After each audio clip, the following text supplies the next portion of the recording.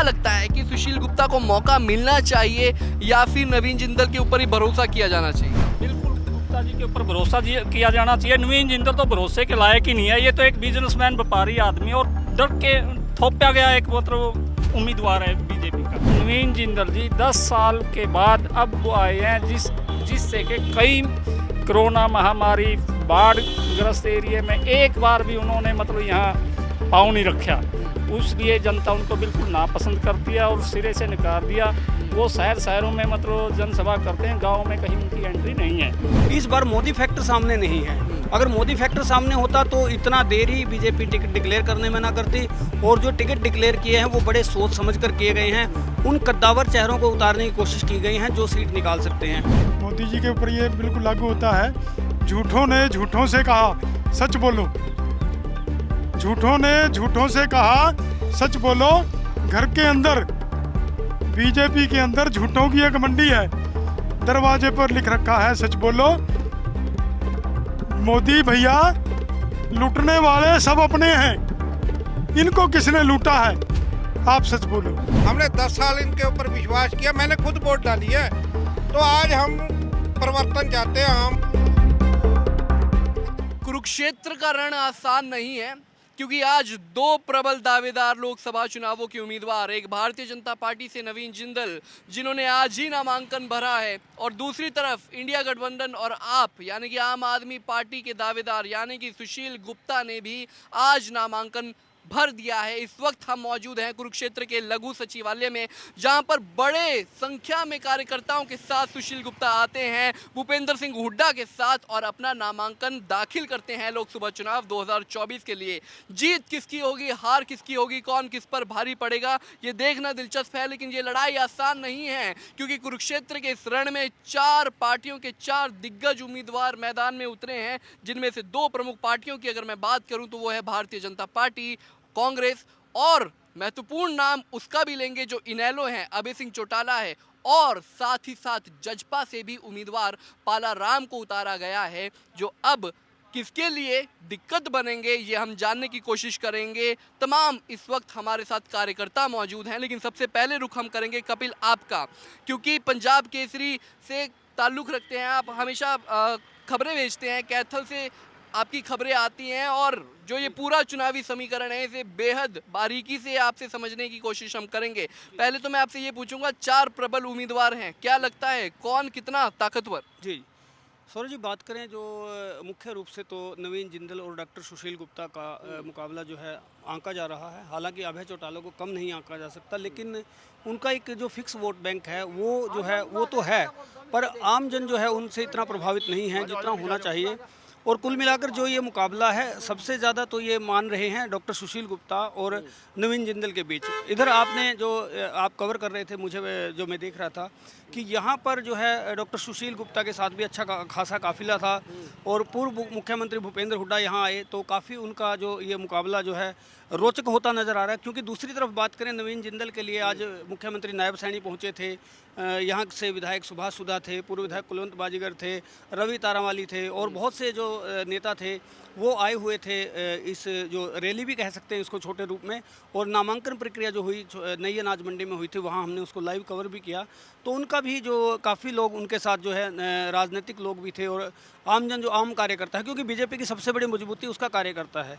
आज कार्यकर्ता मजबूती के साथ बीजेपी के साथ खड़ा है, और नायब सैनी ने जब मंच से ये कहा कि कोई भी कार्यकर्ता मुझे आकर मिल सकता है, तो उसका जो बहुत गहरा असर भी देखने को पड़ा है। दूसरी तरफ हुड्डा भी अभी थोड़ी देर पहले निकले हैं, जो डॉक्टर सुशील गुप्ता का अभी नामांकन भरवा के निकले हैं। और इस तरह से जो छोटे चेहरे हैं, कुछ चेहरे और भी हैं जो प्रभावित करेंगे। कोई 5000 वोटें लेगा, कोई 7 लेगा, तो वोटें जो है कहीं ना कहीं थोड़ा थोड़ा कटेंगी, तो उससे जो है दोनों में फ़र्क माना जाएगा। और नवीन जिंदल यहाँ 2 बार जो हैं सांसद रह चुके हैं, इस बात का भी अच्छा खासा असर है। हालांकि वो सांसद कांग्रेस से थे, लेकिन अब की बार जो वो बीजेपी से उम्मीदवार हैं, तो देखते हैं क्या होता है। लेकिन कुल मिलाकर मुकाबला जो है डॉक्टर सुशील गुप्ता और नवीन जिंदल के बीच ही माना जा रहा है। कपिल, एक महत्वपूर्ण सवाल मैं आपसे पूछना चाहूँगा। कांग्रेस साथ दे रही है, और आज आम आदमी पार्टी ने नामांकन से पहले जो एक जनसभा की उसमें साथ भी देखने को मिला कांग्रेस का, लेकिन क्या कांग्रेस धरातल पर भी साथ देती हुई नज़र आ रही है आम आदमी पार्टी की? देखिए सौरभ, इसमें कोई दो राय नहीं है, कांग्रेस का साथ तो है, पर उस तरीके से साथ खुलकर नहीं मिल पा रहा है जिस तरीके से मिलना चाहिए। हम जो आंकलन कर रहे हैं, हो सकता है कि जो स्थानीय नेता होते हैं उन्हें डर हो कि यदि यहाँ से डॉक्टर सुशील गुप्ता जीतते हैं तो उनका जो है कहीं ना कहीं उनको नुकसान हो सकता है। आम आदमी पार्टी का यदि यहाँ पर एमपी बनता है तो शायद कांग्रेस को कहीं ना कहीं नुकसान होगा भी, इसमें भी कोई दो राय नहीं है। और यदि ये जो जिस तरह से गठबंधन करके ये चुनाव लड़ा जा रहा है, हो सकता है विधानसभा चुनाव अगर लड़ा जाए और डॉक्टर सुशील गुप्ता सीट निकाल जाते हैं तो यहाँ के जो कांग्रेस के दिग्गज कहलवाने वाले लोग थे वो उन पर भी असर इसका आ सकता है। कुछ और फिर लौटूंगा मैं आपके पास। कुछ और कार्यकर्ता भी इस वक्त आप आम आदमी पार्टी के कार्यकर्ता हैं। मैं कुलभूषण शर्मा, जिला सचिव हूँ कैथल से, आम आदमी पार्टी। क्या लगता है जीतेगी आम आदमी पार्टी कुरुक्षेत्र से? प्रचंड जीत होगी। प्रबल दावेदार किसे मानते हैं? प्रबल दावेदार जीत का गुप्ता जी। और चुनौती? चुनौती किसी की चुनौती नहीं है। लगता है कि नवीन जिंदल कोई चुनौती नहीं है? आज आप उनकी सभा देख लो और हमारे वाली देख लो, उसकी वीडियो भी आपके पास है, हमारे वाली भी है। वहाँ 5-7 हज़ार आदमी से ज़्यादा नहीं थे। बड़े बड़े मुख्यमंत्री जहाँ आ रहा हो और सरकार हो जिसके पास पूरी पावर है, वहाँ 5-7 की हाजिरी, और जिसके पास कुछ भी नहीं है अभी, जिसका राष्ट्रीय मतलब संयोजक आपने जेल में बंद कर रखा हो, उनकी 50,000 से ऊपर की गैदरिंग है। और भी कुछ लोग हैं। आज भारतीय जनता पार्टी ने भी एक जनसभा की, उसमें नवीन जिंदल के लिए प्रचार किया गया, और दूसरी तरफ कांग्रेस और आम आदमी पार्टी मतलब इंडिया गठबंधन ने मिलकर प्रचार किया। दोनों में कितना दम, कौन किस पर भारी? भाई ये आम आदमी पार्टी भारी है जी। इंडिया गठबंधन लगता है आप भी कार्यकर्ता है आम आदमी पार्टी? नहीं, मैं तो नहीं, गठबंधन है भारी, बहुत भारी है। गठबंधन भारी चल रहा है। तो क्या मानते हैं कि 4 जून को जब परिणाम आएंगे किसकी सरकार बनने जा रही है? गठबंधन की। अच्छा, गठबंधन की। संजय जो आम आदमी पार्टी से ही सांसद है, संजय सिंह की मैं बात कर रहा हूँ, उन्होंने तो कहा कि 300 सीटें पार होंगी इंडिया गठबंधन की। कितना मानते हैं? नहीं, ऐसा कुछ नहीं कहा। उन्होंने कहा कि 300 सीटें इस बारी पार इंडिया गठबंधन की। मानते हैं कि 300 मिल जाएंगी? हाँ, बिल्कुल मानते हैं। इंडिया गठबंधन की 300 सीटों की बात की जा रही है और कार्यकर्ता भी कह रहे हैं कि हम मानते हैं कि इतनी सीटें मिल जाएंगी। कुछ और लोग भी हमारे साथ हैं। आपको क्या लगता है कुरुक्षेत्र में फाइट किसके और किसके बीच में है? किसी की फाइट नहीं है। जनता सुशील गुप्ता जी को पूर्ण रूप से समर्थन दे रही है। अपने नवीन जिंदल जी झूठे दावे और वायदे करके लोगों के बीच में जाते हैं, गांव में लोग उनको घुसने नहीं देते। उसका रीज़न है वह नवीन जिंदल जी 10 साल के बाद अब वो आए हैं जिससे कि कई कोरोना महामारी बाढ़ ग्रस्त एरिया में एक बार भी उन्होंने मतलब यहाँ पाँव नहीं रखा। उसलिए जनता उनको बिल्कुल नापसंद करती है और सिरे से नकार दिया। वो शहरों में मतलब जनसभा करते हैं, गाँव में कहीं उनकी एंट्री नहीं है। पहले भी सांसद रह चुके हैं नवीन जिंदल, पहली बारी चुनाव मैदान में नहीं है। अगर पहले के कार्यकाल को देखें, क्या लगता है कि सुशील गुप्ता को मौका मिलना चाहिए या फिर नवीन जिंदल के ऊपर ही भरोसा किया जाना चाहिए? बिल्कुल गुप्ता जी के ऊपर भरोसा किया जाना चाहिए। नवीन जिंदल तो भरोसे के लायक ही नहीं है। ये तो एक बिजनेसमैन, व्यापारी आदमी और डर के थोपा गया एक मतलब उम्मीदवार है बीजेपी का। आपकी क्या राय है? देखिए, सुशील गुप्ता जी एक बहुत होनहार आदमी है, पहले भी राज्यसभा सांसद हैं और बहुत ही नाइस आदमी है, बहुत ठंडे स्वभाव के आदमी हैं। और इधर नवीन जिंदल को लगाएं तो एक कोयला घोटाला जो उन पर लगा हुआ है आरोप, वो बहुत तगड़ा उनको एक मुद्दा बना हुआ है। और कोयला घोटाला भी थोड़ा नहीं, 1,85,000 करोड़ रुपए का जो उस पर कोयला घोटाला है, तो उसको हम कहाँ छुपाएंगे या वो कहाँ छुपा लेगा उस चीज़ को?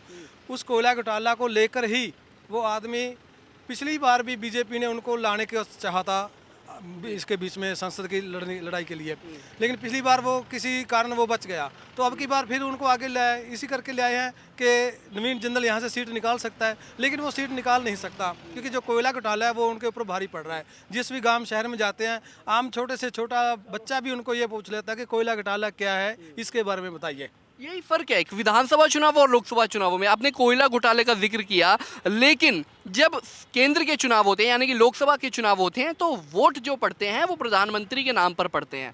तो क्या माना जाता है कि प्रधानमंत्री नरेंद्र मोदी की छवि इतनी साफ है कि कोयला घोटाला जिस नाम से बदनाम है नवीन जिंदल, वो धुल जाएगा उनके सामने से? नहीं जी, वो तो नहीं धुलेगा। आपने प्रधानमंत्री जी की बात करी है। प्रधानमंत्री जी हिंदुस्तान के जो एक सत्कार योग है, लेकिन ऐसा प्रधानमंत्री, इतना झूठा प्रधानमंत्री, 15 लाख का वादा किया वो नहीं आया, पुलवामा हमला हो गया वो नहीं आया, मणिपुर में निर्वस्त्र करके हमारी बहन बेटियों को निर्वस्त्र किया, उसका आज तक कुछ नहीं बना।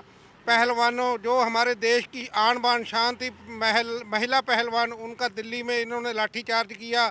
हरियाणा के खट्टर सरकार ने सरपंचों को लाठीचार्ज किया।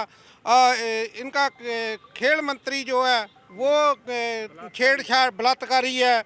आपको क्या क्या गिनवाएं? अगर आपको डबल इंजन सरकार की अगर बात करते हैं तो दिल्ली और हरियाणा में हमारे आम पब्लिक की त्राही होगी। ये आम पब्लिक का नाम लिया, आप जो ये चीज़ें कह रहे हैं, क्या ये कार्यकर्ता के तौर पर कह रहे हैं या आम जनता के, एक आम नागरिक के तौर पर कह रहे हैं? आज हम यहाँ आए हैं तो आज हम एक तरफा भी इस बीजेपी सरकार से हमारी तौबा हो चुकी है। हमने 10 साल इनके ऊपर विश्वास किया, मैंने खुद वोट डाली है।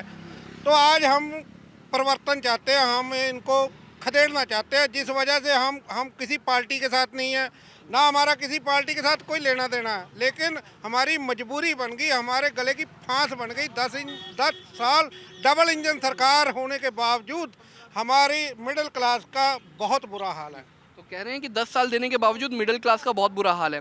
कपिल, मैं फिर रुक करना चाहूँगा आपका, क्योंकि हरियाणा में 10 कदम दिखाने की बात कांग्रेस भी कह रही है और बीजेपी भी कह रही है, तो क्या लगता है कितनी सीटें किसके पाले में जा सकती हैं?